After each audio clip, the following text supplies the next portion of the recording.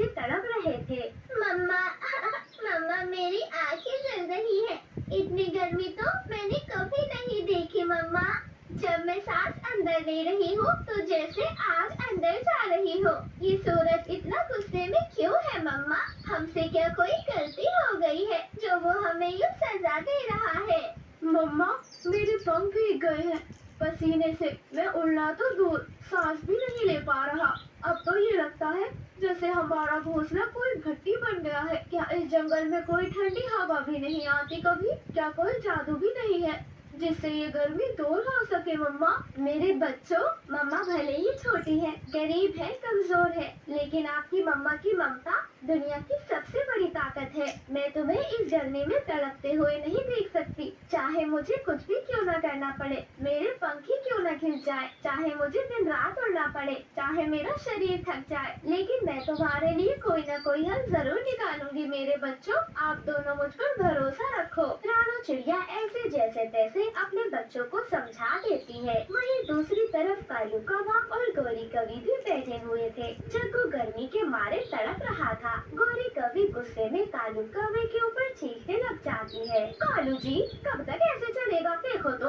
हमारा बेटा जग्गू रात रात भर करवटें बदलता रहता है। ये पुराना पंखा ऐसे आवाज करता है जैसे कोई ढोल बज रहा हो, और हवा हवा तो जैसे इसमें कैद हो गई है। गर्मी में अब तो सांस भी नहीं ली जाती। मैं अब और नहीं सह सकती कालू जी ये सब। ओहो गोरी, तुम तो दिन रात ताने मारने का कोई मौका ही नहीं छोड़ती। बताओ, पेड़ पर ऐसी टांग दो क्या? राजा शेर सिंह को कहूँ तुम महारानी के लिए सब कुछ हाजिर कर दे। अरे हम कौवे हैं, कौवे घोंसले में रहते हैं, हमारे पास कोई महल नहीं है। गोरी कालू जी कुछ करो ना, मुझे कुछ नहीं सुनना। या तो नया कूलर लाओ या मैं अपनी मम्मी के घर चली जाऊंगी। अरे कम से कम वहाँ इतनी गर्मी तो नहीं, चैन की नींद तो आ जाती है। एक ढंग का कूलर तो मिल ही जाता है वहाँ पर। अरे मेरी किस्मत, कभी सांस का हवाला, कभी पंखे का शोर, और अब कूलर।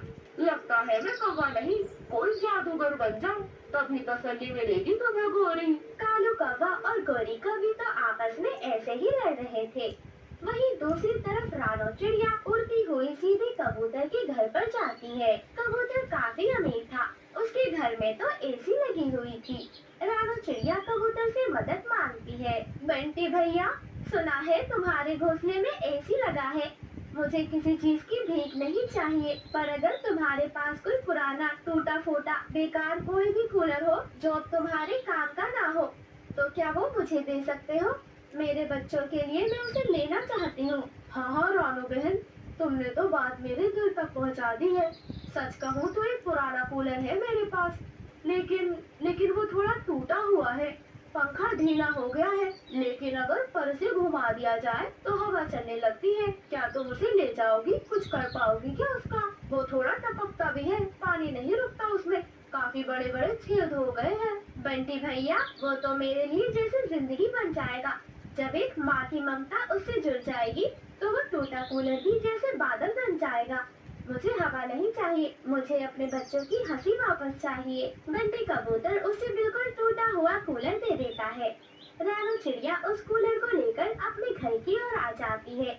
रानो चिड़िया उस कूलर को देखकर बहुत खुश थी। रानो चिड़िया हरी हरी घास इकट्ठी करती है और जहाँ जहाँ से कूलर टूटा हुआ था वहाँ हरी घास लगाती है।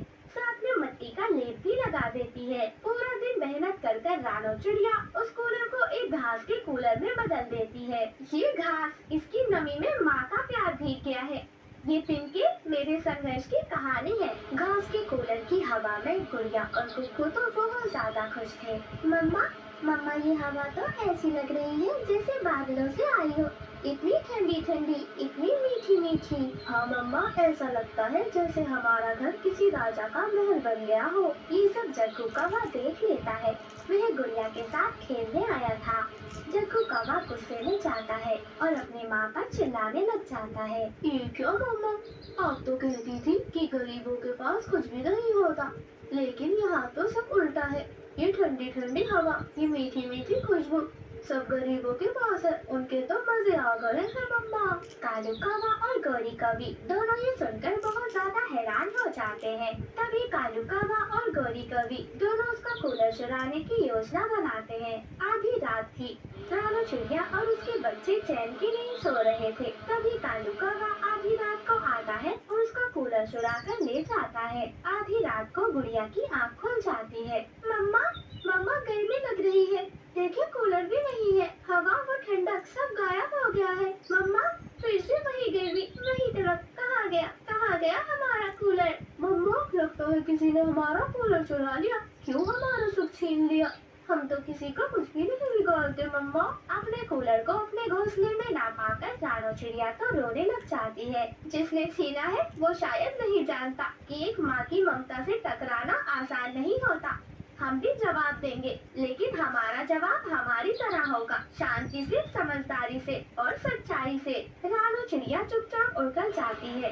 वह जानती थी कि जंगल में चोरी का काम केवल कालू कौवा ही कर सकता है। वह फौरन चुपचाप उड़कर जाती है। कालू कौवा और गौरी कौवी जग्गू भी आराम से सो रहा था। ठंडी ठंडी कूलर की हवा में तीनों को बड़ा मजा आ रहा था। जैसा कि कालू ने किया था, रानू चिड़िया भी वैसे ही करती है। वह चुपचाप उसका कूलर लेकर अपने घर आ जाती है और अंदर से घोंसला बंद कर लेती है। अब रानू चिड़िया और उसके बच्चे चैन की नींद सो रहे थे। घोंसला अंदर से बंद था। कालू अब कूलर चुरा नहीं सकता था। ये क्या कर दिया कालू? अब तो लग रहा है जैसे आग के तवे पर बैठी हो। ना ठंडी हवा, ना इज्जत, सब कुछ मिट्टी में मिला दिया है तुमने चोरी करके। बोली मुझसे गलती हो गई। हमने उस गरीब चिड़िया का सुख छीन लिया था, उसकी मेहनत, उसका प्यार चुरा दिया था और अब खुद ही जल रहे हैं हम। रानू चिड़िया अपने घर की ठंडी हवा में लेटी हुई सोचती है, बच्चों का दर्द तो एक जैसा होता है, चाहे वो मेरा कुकू हो या गुड़िया या फिर कालू और गौरी का बेटा जग्गू। गर्मी तो सबको ही तड़पाती है, लेकिन मैं एक माँ हूँ, मैं तो सिखाऊंगी, सजा नहीं दूंगी। और फिर रानू चिड़िया एक और घास का कूलर तैयार करती है और कालू और गौरी के घर पर लेकर आ जाती है। कालू और गौरी दोनों बहुत शर्मिंदा थे। वो दोनों रानू चिड़िया से माफी मांगते हैं। रानू बहन, तुमने हमारे लिए जो किया वो शब्दों में कहा नहीं जा सकता।